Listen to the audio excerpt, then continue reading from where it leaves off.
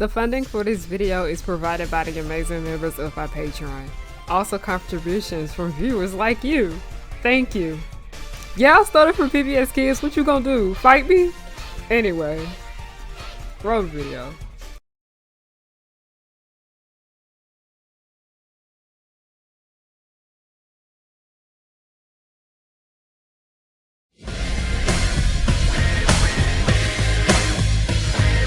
Growing up, one of my favorite authors was myracle. I loved her books so much, I used to get in trouble for reading them in class instead of doing my work. myracle is an American author best known for her young adult novels. Her books often took place in Atlanta, and that was something that I loved about her writing because it was one of the few mainstream pieces of media that I liked that took place where I lived. At that time period, the only other things I had was watching Classic 3000 on bootleg and Tyler Perry's House of Pain. One thing I enjoyed about her work so much is that it felt real. I would get so damn annoyed reading books where the characters acted significantly older or younger than what they were. The way she wrote girlhood was realistic to me, because there are some things in her books that do not age well, but that's not surprising because that happens often with authors from the 90s and the 2000s. This isn't a surprise.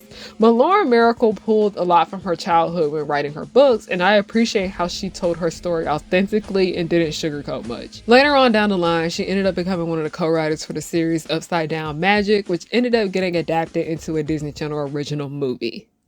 I stopped reading myracle's books around this time, and this is also when I started college, but ended up rereading Later Gator, and I was like, what else has she been up to? So I looked online and I saw that she had ended up writing a book for DC Comics, as DC has been putting out more retellings of their books, some good, some just awful.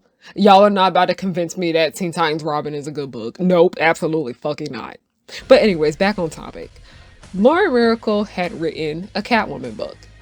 Trust me, I wasn't complaining at all, and it has to do with my bias towards her, I'm not gonna lie. As someone who is pretty familiar with her work, I thought she was a great choice to write for Selena because Selena isn't that much different from the kinds of people that she writes about in her stories. Lauren often writes flawed but sympathetic female characters. Now, who is Catwoman?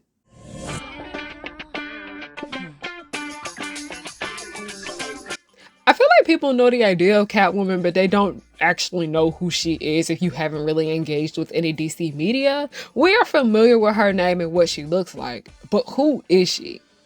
Government name Selena Kyle. Catwoman is one of the most well-known female comic book characters ever, and a lot of that has to do with the fact that she's often paired up with Batman, one of the most well-known comic book characters ever just as well. She is either labeled as an anti-hero or a villain. She's a woman who lives in Gotham and she robs people. That's a short summary of it. Honestly, now that I think about it, she reminds me a lot of Shigo from Kim Possible, but anyway. For the longest, Catwoman was seen as nothing more than a sex symbol, which isn't necessarily wrong because that is what she is, nor is it surprising because she was created by men. Like, literally look at this damn outfit we always see her in. And just look at the way they draw her. But also, look at the outfit that they put Halle Berry in.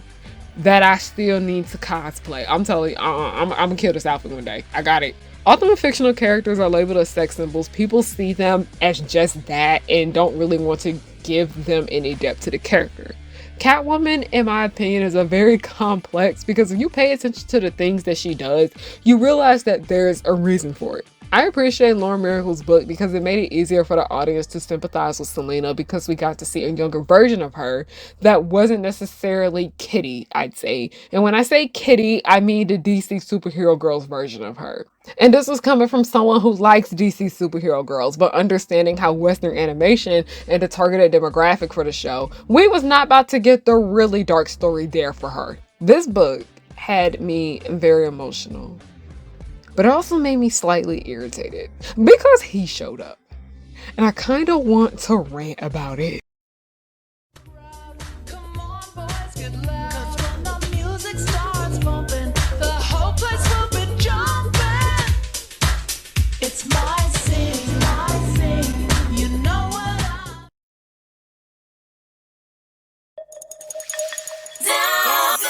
Now, my main goal for this month was to go ahead and get this video out, and part of that had to do with the fact that this library book is extremely overdue, and I think I'll have to pay a fine now because that's how overdue it is.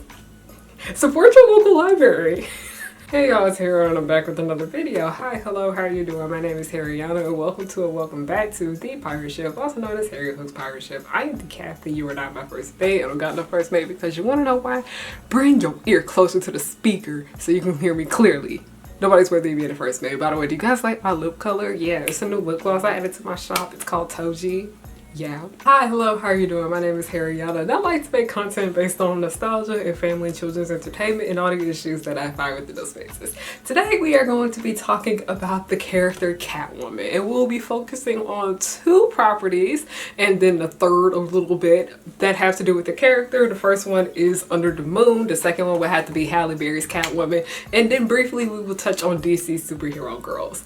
Now, this book had me extremely emotional, and that is part of the reason why it took me so long to get this video done. But I have yet to see a video that I want to watch about this book, and I always tell myself to make the things that you want to see. But before we get started, I am having a Black History Month clearance sale. Everything that is currently in stock on my website at the moment is 65% off. Yes, that includes the bonnets, the best-selling bonnets.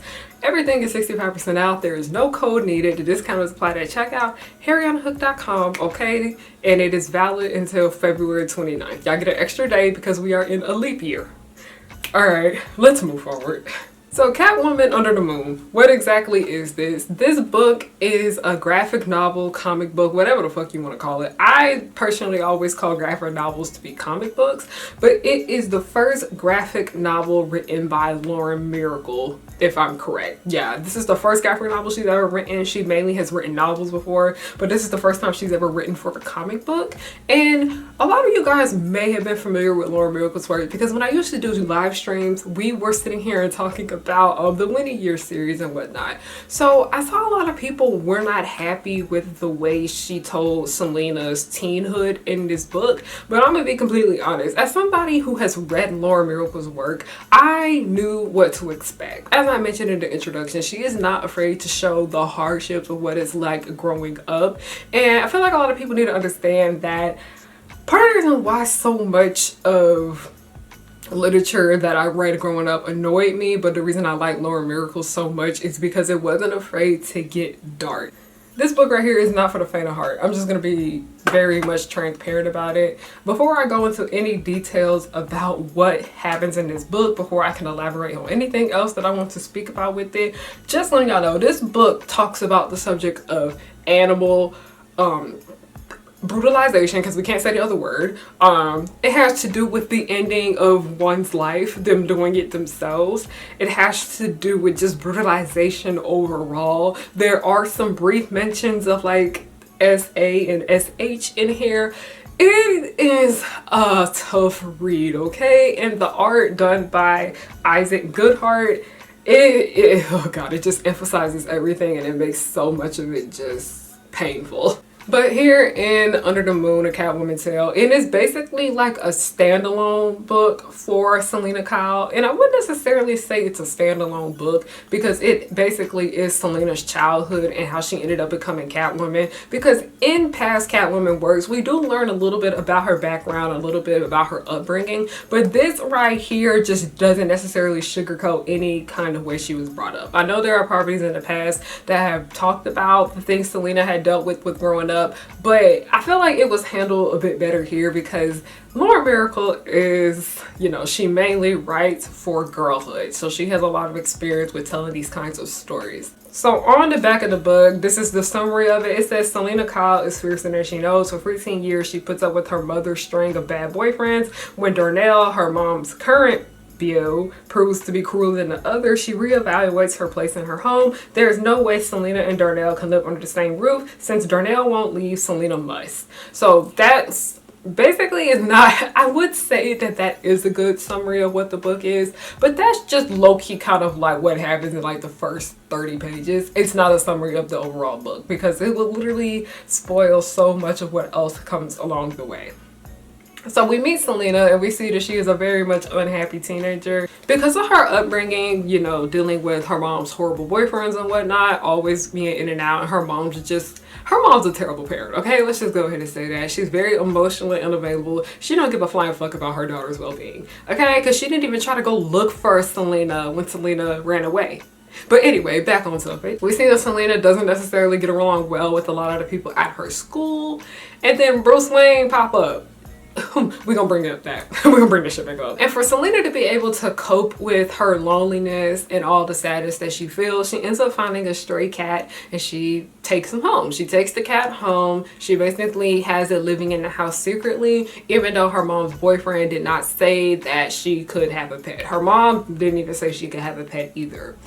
So, long story short, the boyfriend finds out that Selena had brought the cat home, and yeah, this scene, I actually cried at this scene. This is the first point where I cried reading this book. The cat dies.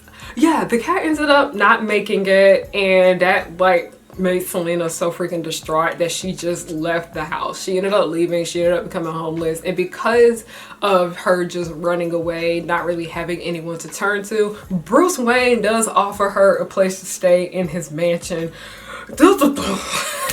Listen, I have my opinions about his involvement in this book. But anyway, moving back here, she ends up stealing because everybody knows Catwoman's character for being a burglar, and this is why she does that, because she had no other choice. She stole because that's all she could do in order to survive. And we see earlier in the book, before she became homeless, she was stealing, but she was stealing from like people who were privileged and giving it to those who needed it more. She even talked about how even though she stole, she didn't do it for malicious intent. So moving forward, she ends up meeting a guy on the street, and he's a few years older than her, and he basically trains her and teaches her how to be able to jump off of buildings and shit like that. He basically teaches her some self-defense in a way, her being able to jump from building to building and whatnot, basically telling her, if you ass gonna be living on the street, this is how you can be able to do that and, you know, not die. And this is when Selena no longer wants to go by the name Selena Kyle. She starts going by Catgirl. She doesn't want to be called the name that her mother had given her. Valid. Understandable. So at this point in the story, people don't necessarily call her Selena no more. She calls herself Catgirl, and because of that, I'm just going to refer to Selena as Catgirl, because anyone else in this story, she doesn't want to be called that, and all the people that she encounters, she tells them that her name is Catgirl. Stops going to school. She basically is on her own again, because that guy that was training her basically tells her, hey, we have a place where you can stay. We need somebody else to join our team. Would you be interested? But she feels as though she ruins everything she touches, so that's why she declined. Long story short, Selena, it starts to get colder outside. She's very lonely. She's hungry as hell, and she's like, yeah, I need to be taken care of. I need some protection. So she ends up finding the exact place that guy told her about, where they all live, and she ends up meeting another person that is like a what's the lab tech, whatever the shit. And then she ends up meeting another little girl. She is a Latina girl, I'm pretty sure. She is a girl of color, and her name is Briar Rose, but Selena calls her Rosie.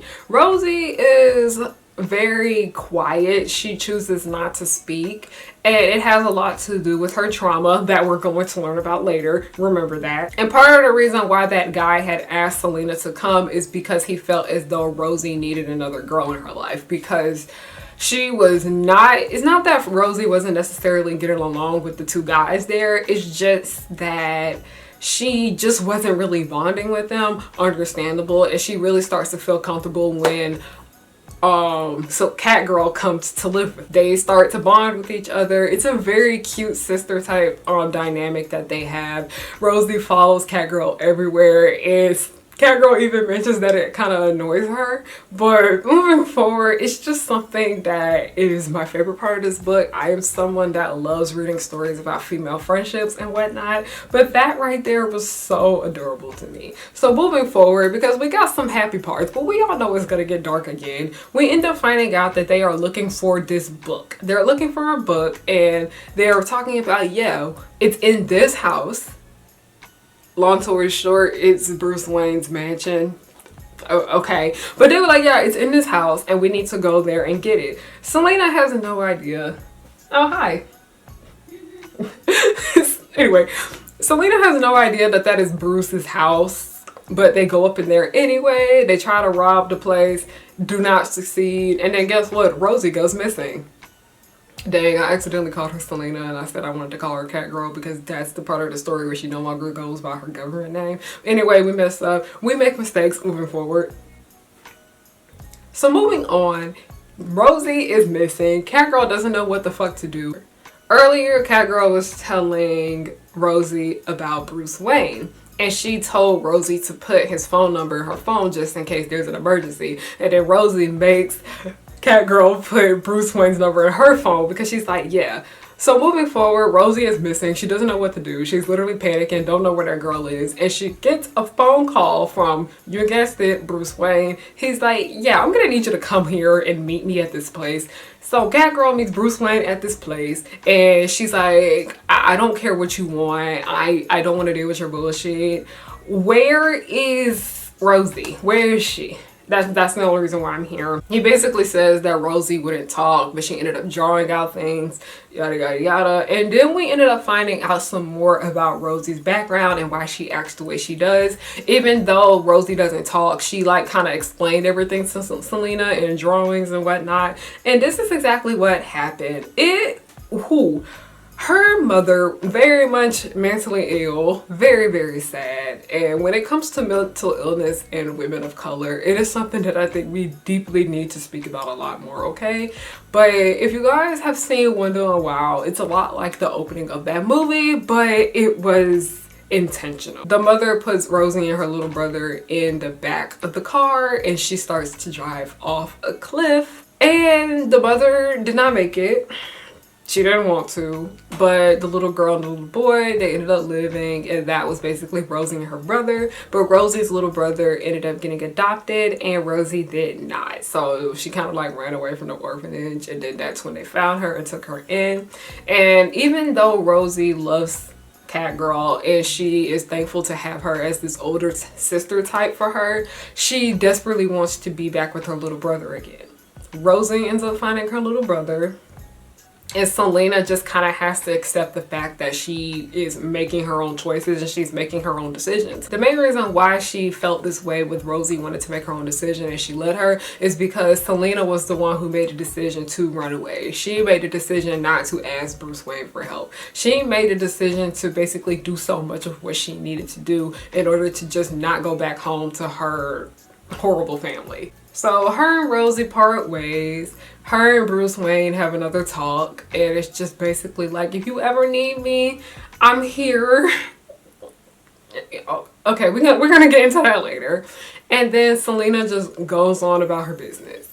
And that is how the book ends. Now, a lot of people personally weren't satisfied with the way this story was told, but I thought it was very well done.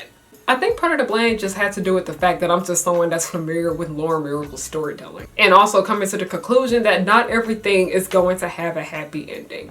I'm actually very thankful that this book didn't have a happy ending, because when you sit here and talk about a story that has to do with the brutalization of while you're growing up, and then also on the subject of homelessness, and then the ending of oneself's life, I don't sit here and expect that to have a happy ass ending, okay? This is not Disney. We're not about to Disneyfy everything. It just kind of ends and Selena just moves on with her life. Now that you know what all happened in this book, I'm going to sit here and talk about my main frustration with it, because while overall I enjoyed this story, it's one frustration that I had with it because I realized that this is just going to be a recurring thing when it comes to Selena Kyle's story. While we are always constantly retelling a lot of these character stories, like I know a lot of people are constantly retelling stories with the characters with Greek mythology. That is why Lore Olympus is so popular. Catwoman is another character whose story is always getting retold. Batman is another one just as well. A lot of these superhero characters, their stories are constantly being retold. But I realize with a lot of these retellings, there are just certain things within them that just keep showing up, which isn't necessarily a bad thing. But this one right here is a bit of concern to me because I realize that she kind of doesn't exist outside of this man, but also, can she exist outside of him?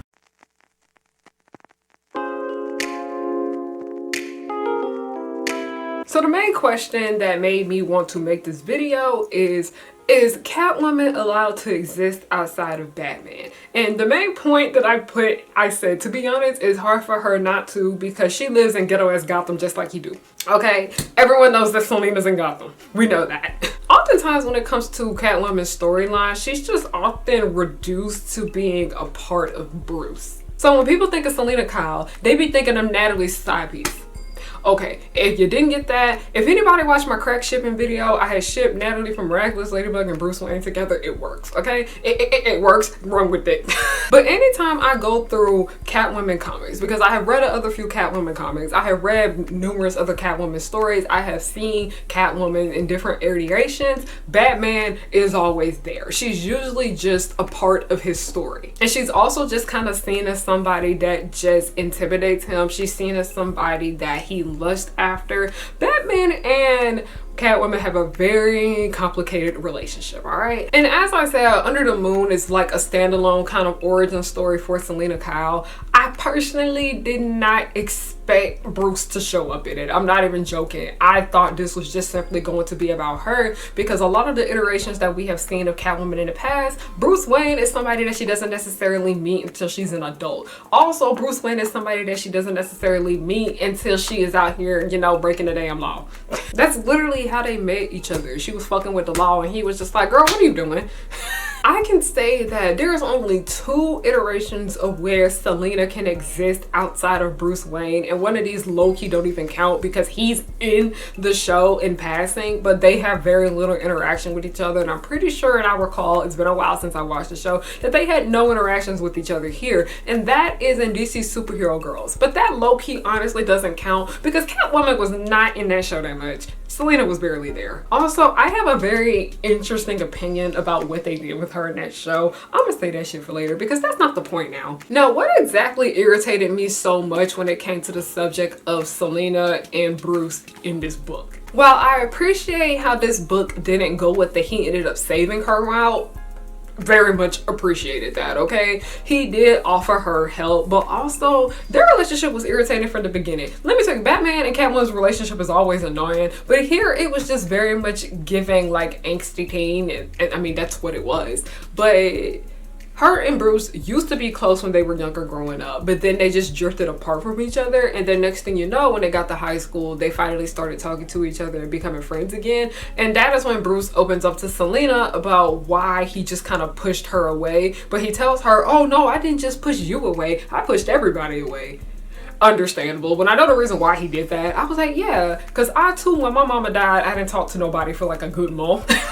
No, I'm telling y'all, like, after Shoshana died, I didn't talk to nobody for like almost 3 weeks. And I'll be over here laughing about my pain, but yeah. But basically, everybody knows what happened with Bruce Wayne's parents. If you don't know, they de-worded, okay? They gone. They're not alive. They were very much unalive. And that took a toll on him. Very much understandable. He ended up losing his parents much younger than I had lost my mother and my friend. I get it. I understand death takes a toll on you, and that is when he pushed everybody away, and that is why he stopped talking to Selena for the most part. And I feel like Selena could understand about that because she doesn't have the best relationship with her mother. She literally hates all her mom's boyfriends that she brings to the damn house. So that's when she starts to be a little bit more nicer to him. That's when she starts to be a bit more understanding of him. But then Bruce also gives Selena his phone number, and he's just like, yeah, if you ever need anything, you can call me, you can come to the mansion, yada yada yada. And I was just like, please don't tell me that we're going with that he saved her route, because I please don't. Anything, if anybody knows about the relationship between Selena and Bruce, we know that he cannot save her. Just how you can't save a man, he is not able to save her. She still be out here breaking the damn law. She still be out here doing whatever the fuck she wants. But that is just what Catwoman's character is. She does whatever the fuck she wants, whether it's good or bad. She usually is just doing things for her benefit. And then later on down the story, they have to go to his house to rob him,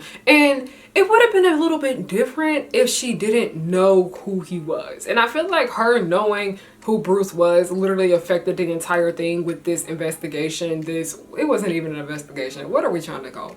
Basically, when they was about to go rob the house and get the book, I feel like because she knew him, that's why that all planned out differently. But I feel like that entire scenario would have went down differently if those two never met each other. And it's not if they never met each other, it's if they were never friends, if they never even had any type of history with one another. I don't know, to a certain extent, I really felt like this story could have worked without him, because Bruce really wasn't even in it that much.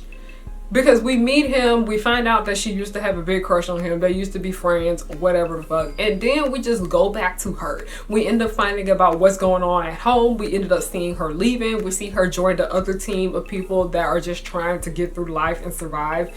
But Bruce really doesn't come back into the story until I say like the last third, because Rosie was at the house. I don't know, it just really frustrated me because I was like, are we not able to tell stories about Catwoman where she's the main character specifically? Because remember, DC Superhero Girls, she wasn't in the show that much. She was a supporting character. Are we not really able to tell stories about her where she's the main character with Bruce being involved? And yes, I am aware that there are other iterations of Catwoman where we find out that she is, you know, bi. We find out she is attracted to women. They do write her with other women and whatnot. Great, we love that. But still, everything always comes back to Bruce Wayne. The most popular Catwoman stories out here usually involve her with Bruce Wayne. I love me some Batman Hush, okay? It's chaotic as hell. It's my best. I don't care what nobody says. But Bruce Wayne comes back into the story. It's literally kind of Bruce Wayne's story. It's literally called Batman Hush.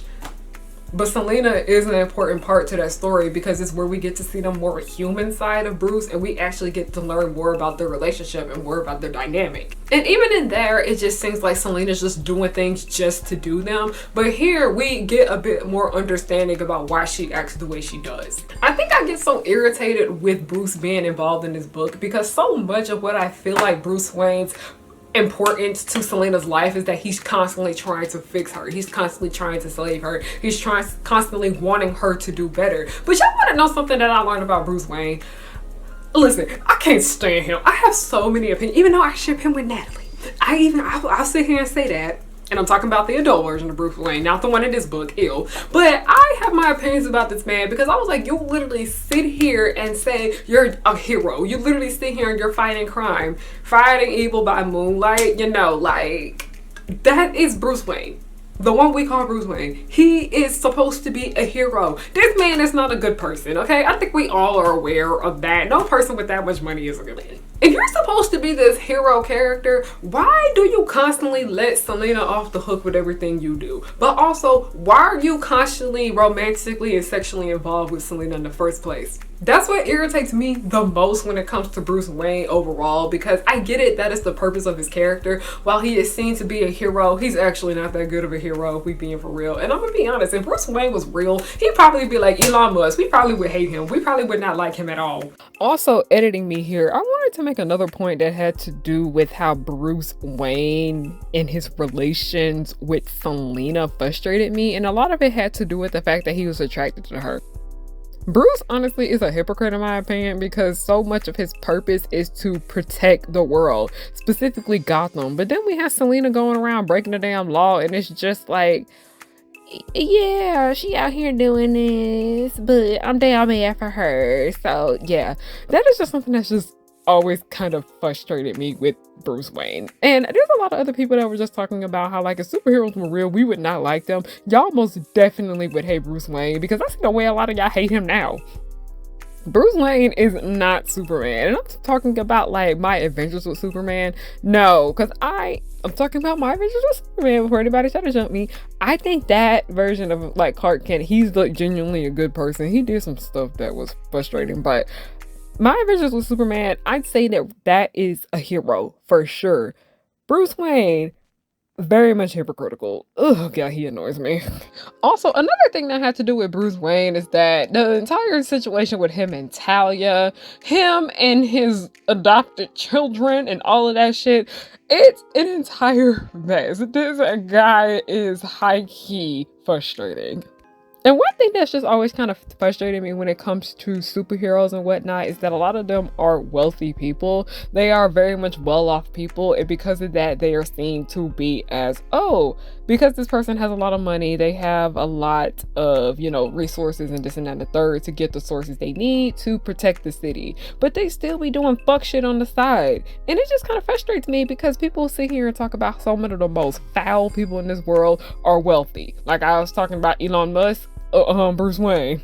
It made me think about this thing I was talking about when it had to do with Moon Girl and Devil Dinosaur, and I mentioned how Lunella protects the Lower East Side. And the main reason that Lunella is protecting the Lower East Side is because the Avengers bitch asses, and we know that a lot of them are wealthy, are not coming over there to help them. They're really only helping the wealthy part of town. So yeah, I'm sorry, but the politics that go into like a lot of superhero content frustrate me, because I'm like, if this is supposed to be a reflection of the real world, because y'all are honestly what's going on? And I feel like that's part of my frustrations with him in this book, is because so much of it was like he's taking pity on Selena. He is sitting here trying to do good, doing this and that and the third, but he is aware of all the bad things that Selena is doing. Mind you, Selena just be doing stupid stuff while she grown because she can. She does it because she feels like nobody can tell her what to do. Here, a lot of the things she is doing is because she needed community. She's doing a lot of the things here is because she needs to get by and be able to survive. I don't know. Like, I feel like when it comes to Selena, they don't know how to tell a story about her without Bruce. And I'm not sitting here and I'm shitting on Laura Myracle for making this creative decision, because while this decision did irritate me, that is what she chose to do with her book. As someone who has read numerous books by her in the past, a lot of her books have to do with romantic relationships. So that wasn't necessarily shocking to see. I am happy to know that the romantic relationship between Selena and Bruce in this book wasn't the main focus of it. But also, I'm gonna be honest,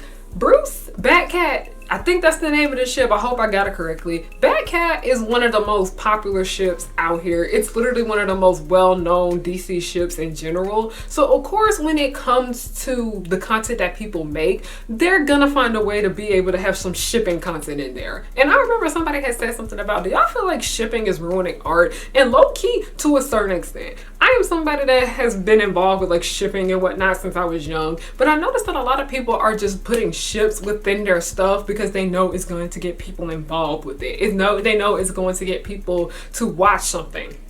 Because I personally feel like Star vs. the Forces of Evil is a show that was ruined by shipping. Miraculous Ladybug, low-key to a certain extent, has an issue with how they pander shipping towards the audience. It's irritating. And usually these companies are doing this because they know that it's what's going to get their work to sell. They know that there are certain people that only get involved with certain things because of the ship dynamics in it. By the way, I low-key can't stand it. It kind of frustrates me. I understand it. Because somebody has said something about how they was only watching Moon Girl for the ships. And I was just like, that's it. Anyways, it just irritates me when so many characters are just reduced down to shipping and not just them as people. It's just how they interact with another person. Like Batcat was like a popular ship before people even really knew what shipping was, or even if it had a term. Like, I know people sit here and say that shipping discourse be ruining certain media for themselves, but honestly, shipping discourse, and somebody has said something about how fandom behavior and just stan culture in general really is seeping into our mainstream media. It most definitely is. That is why so many of the issues that people are having with book talk, that's the reason why they are there. As I said, Batcat is something that a lot of people like. It is a ship that is very much enjoyable for a lot. It's a messy dynamic. I get it. I like me a good toxic ship. All right, I get it. This is why I ship Toji and Megara. But let's move forward. It's getting to the point where people don't know anything about the story that they're going to do with Catwoman and Batman, and they just know that Catwoman and Batman are going to be in something together, or if they're telling a Batman story or if they're telling a Catwoman story, they can almost guarantee that there are certain people that will watch it. There are certain people that will read it, because they know that there may be some shipping content for those two in there. Then again, this is the first comic book that Laura Myracle has written, and also a lot of people don't seem to realize that, like, even though when it comes to the subject of art, so much of the stuff I've been making lately has just been in defense of art. Capitalism is something that always ruins art. So yeah, the people that are always gonna ship Bruce Wayne and Selena, they most likely wanted to get this book to see if that relationship was gonna be in here, and it was. And it was very much cute and innocent. No, it wasn't anything like the stuff we see later. But I really just feel like this could have went on without him. It really could have went on without him. We still could have had that mature story of Selena Kyle's upbringing, but at the same time, I was just like, is he just here because we just needed a romantic relationship to tell the story? Do we always need to have a romantic relationship in every little thing in order to progress the plot? Like, is it needed? I don't know. You tell me. But like I said, as someone who is familiar with Laura Miracle's work, she often does that with her writing, so I can't blame her. Because I've always just kind of had this frustration when I want to look at anything with Catwoman and Bruce Wayne just pops up, this is part of the reason why I love Halle Berry's Catwoman so much.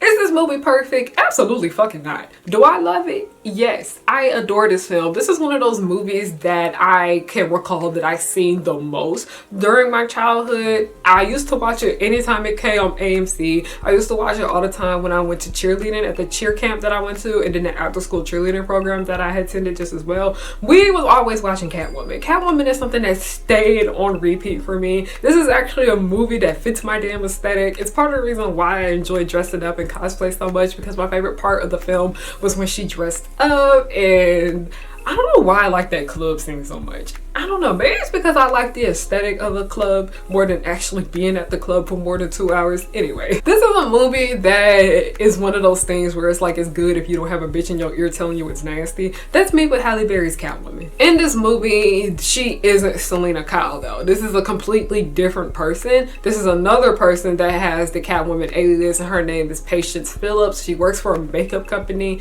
Is it a makeup company or is it a skincare company? Anyway, she works with a company that has to do with beauty.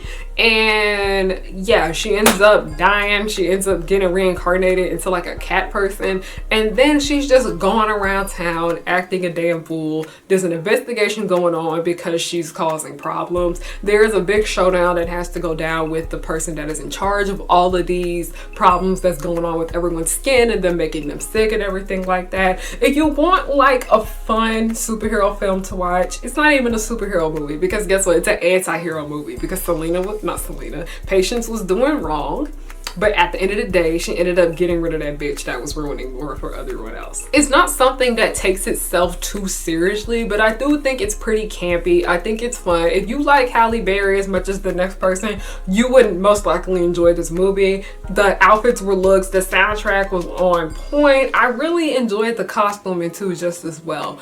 But it's one thing that I've noticed, because like I said, Bruce Wayne wasn't in this movie. He didn't exist. Okay, how nice, yay. But then she also has another male love interest. So I'm like, okay, we were able to tell a story with Catwoman without Batman being there, but also there ends up being another man that she's romantically involved with. As I mentioned in the introduction of this video, Catwoman has always been a character that was created for the male gaze. So seeing how people don't know how to tell much of a story with her without her being romantically involved with a man isn't shocking. But I like it so much is because we get to see a different side to this character that we have all known about. We get to see that she is an artist.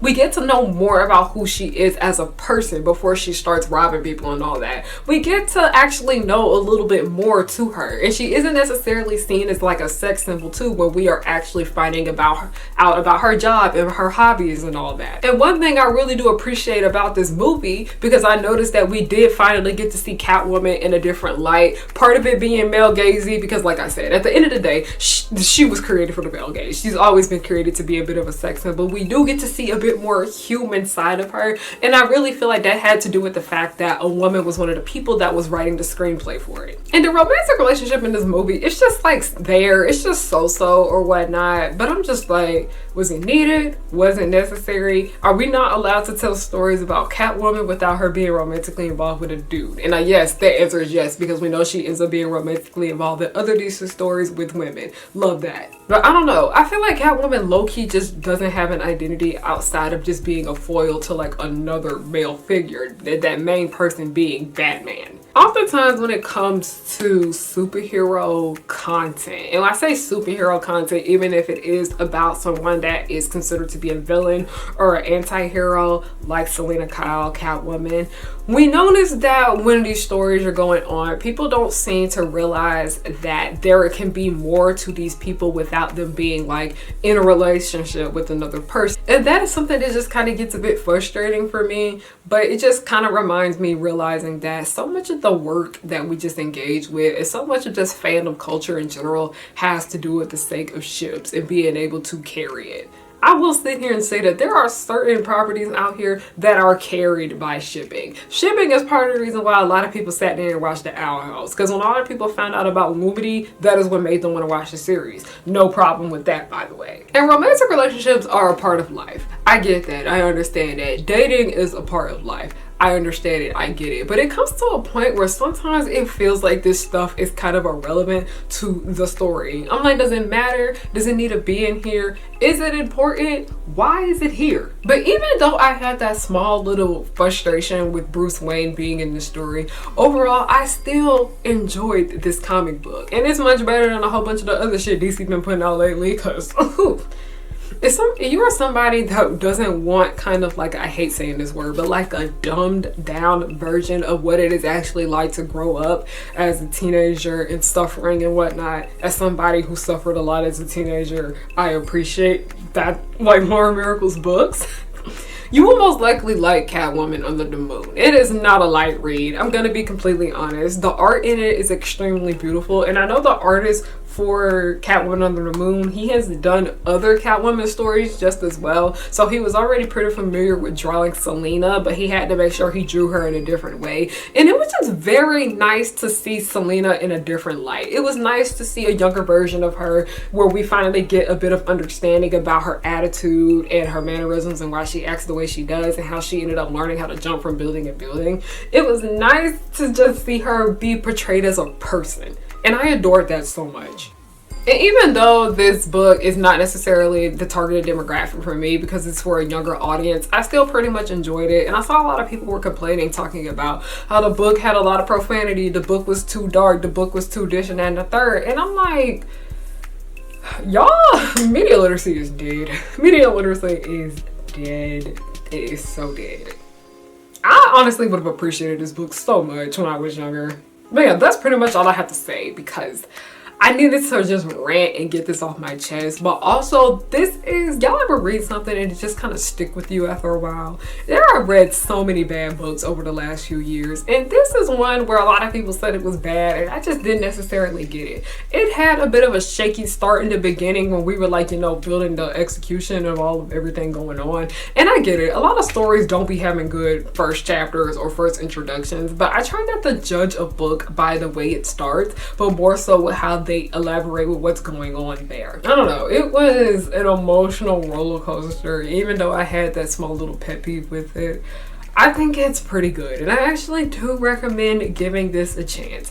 Even if you're somebody that's tired of Bruce Wayne, and DC just low-key just doesn't know how to tell stories without that character in general. I low-key blame the entire brand and not just the character Catwoman, because like I said, she kind of just doesn't exist outside of him. Bruce Wayne gonna show up in pretty much a lot of DC properties out here, but I wouldn't let your frustration with him stop you from engaging with other DC works. Thank you all so much for watching today's video. I hope you did enjoy that one. This one didn't end up being as long as I thought it was, but I still think it's pretty lengthy because y'all be liking my longer videos and I'll be trying to sit here and give you all more of those. So yeah, that's pretty much all I want to say. I don't really have to promote anything. I'm gonna be at Rethinking this weekend. It is Georgia Tech's convention that they have every year. It's going to be on March 2nd, and I'm hosting a panel about the Disney Channel original films, and we're going to sit here and figure out which ones age poorly and which ones age well, and I cannot wait to do it. And I'm also going to be debuting a new cosplay too that weekend just as well, so if you're in the area, I would deeply appreciate if you came. Like I said, sale going on my shop. Everything is 65% off until February 29th. I'm most likely going to be shipping your orders as soon as I get them out because like I said, I need to get rid of stuff. I need to make way in new space for the new inventory that I have coming in April, and I'm super duper excited for that. If you like Death Note, if you like Jujutsu Kaisen, if you like the Disney princesses, you're gonna like a lot of the new stuff that I have coming. So yeah, Don't forget to follow me on everything at Hariana, HARIYANNA. Thank you all so much for watching this video. And don't forget to have a great day, night, whatever time of the day that you're watching this. I'm just thankful that you watched it with the ads on. Alright, thank you. Goodbye. Now that you see, you should beware of the power of three. They come to fight as fast as they can. They're dangerous yet fabulous. Because the Utonium made them eschew. They are the colors of pink, green, and blue. They'll catch you in the blink of an eye and do it all before bedtime. They coming through and fighting, and everyone they're shocking. You know no one can stop them all because of the chemical X. They coming through and coming through, and everyone they're shocking. You know no one can stop them all because of the chemical X.